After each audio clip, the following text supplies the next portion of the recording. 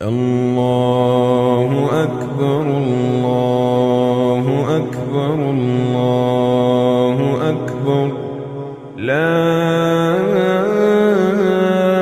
إله إلا الله الله أكبر الله أكبر ولله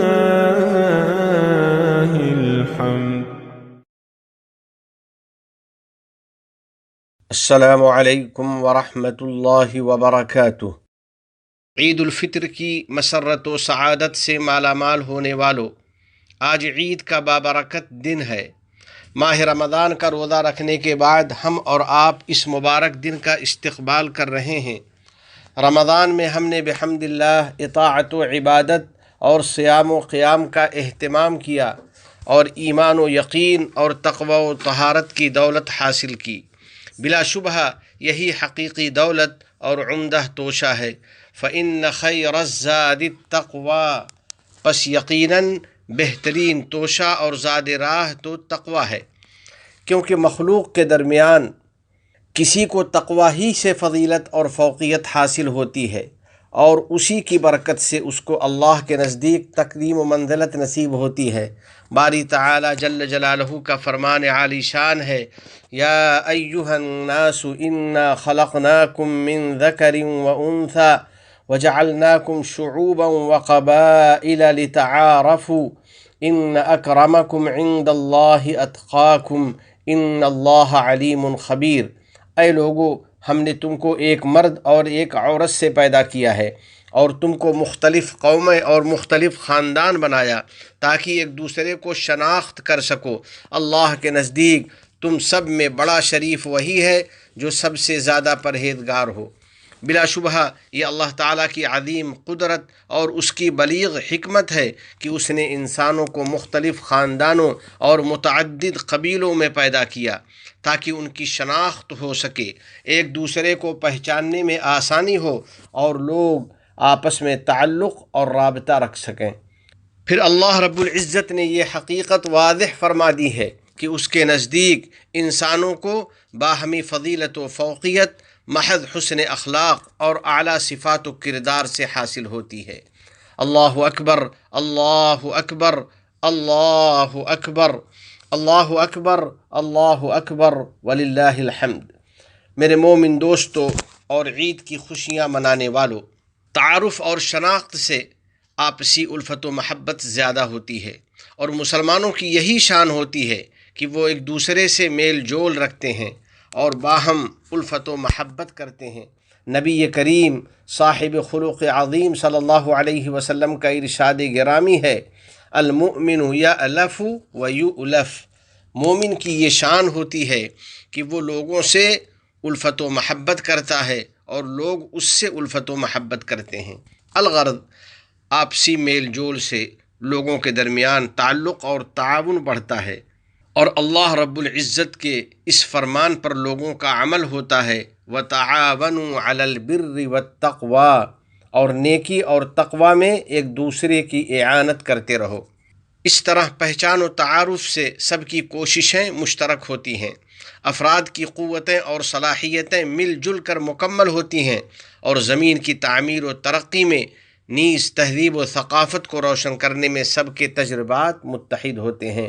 باری تعالیٰ کا ارشاد ہے، هُوَ أَنشَأَكُم مِّنَ الْأَرْضِ وَاسْتَعْمَرَكُمْ فِيهَا، اسی نے تم کو زمین سے پیدا کیا اور اس میں تم کو آباد کیا، یعنی اس نے تم کو آپسی اتحاد و تعاون سے زمین کی تعمیر و ترقی میں حصہ لینے کا حکم دیا ہے، خواہ تمہاری رنگت و نسل الگ الگ ہو اور تمہارے وطن اور ممالک دور دور ہوں، تاکہ اس باہمی تعاون سے محبت و مودت عام ہو اور لوگوں کے درمیان الفت و سلامتی یقینی ہو۔ اللہ جل جلالہ نے فرمایا ہے، یا ایہا الذین آمنوا ادخلوا فی السلم کافہ، اے ایمان والو اسلام اور سلامتی میں پورے کے پورے داخل ہو جاؤ۔ یا اللہ ہم مومنین کو عید کی خوشیاں عطا کر دے اور اطاعت و فرما برداری کی توفیق دے دے۔ تیرا ہی فرمان ہے، یا ایہا الذین آمنوا اطیعوا اللہ وَأَطِيعُوا الرَّسُولَ وَأُولِي الْأَمْرِ مِنْكُمْ۔ اے ایمان والو، اللہ کی اطاعت کرو اور رسول کی بھی اطاعت کرو، اور تم میں جو صاحب اختیار ہوں ان کی بھی۔ عید الفطر سے مسرت و سعادت حاصل کرنے والوں، آپسی تعارف و تعلق پیدا کرنے کا ایک بہترین ذریعہ سلام کو پھیلانا ہے۔ چنانچہ نبی کریم صلی اللہ علیہ وسلم سے دریافت کیا گیا کہ سب سے بہتر اسلامی عمل کون سا ہے، تو آپ صلی اللہ علیہ وسلم نے فرمایا، تقرأ السلام علی من عرفت ومن لم تعرف، جس سے جان پہچان ہو اس کو بھی اور جس سے جان پہچان نہ ہو اس کو بھی سلام کیا کرو، یعنی بلا امتیاز ہر مسلمان کو سلام کیا کرو۔ بشاشت اور مسکراہٹ سے قربت اور اپنائیت بڑھتی ہے اور الفت و سلامتی عام ہوتی ہے، نیز اس سے صدقہ کا اجر حاصل ہوتا ہے۔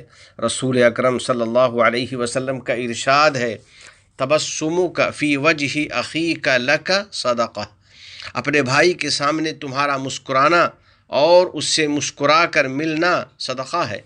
اور جن چیزوں سے تعارف اور تعلقات کی بنیادیں مضبوط ہوتی ہیں ان میں حسن معاملہ اور پاکیزہ اخلاق بھی شامل ہے۔ اللہ تعالیٰ کا ارشاد ہے، ادفع باللتی ہی احسن، آپ نیک برتاؤ سے بدی کو ٹال دیا کیجیے۔ برائی کو بھلائی سے ٹال دینا کامل ایمان کی دلیل ہے اور یہ مکمل ورع و تقوی کی علامت ہے۔ اللہ کے نیک بندو، ہماری یہ عید محبت و تعارف کی عید ہے۔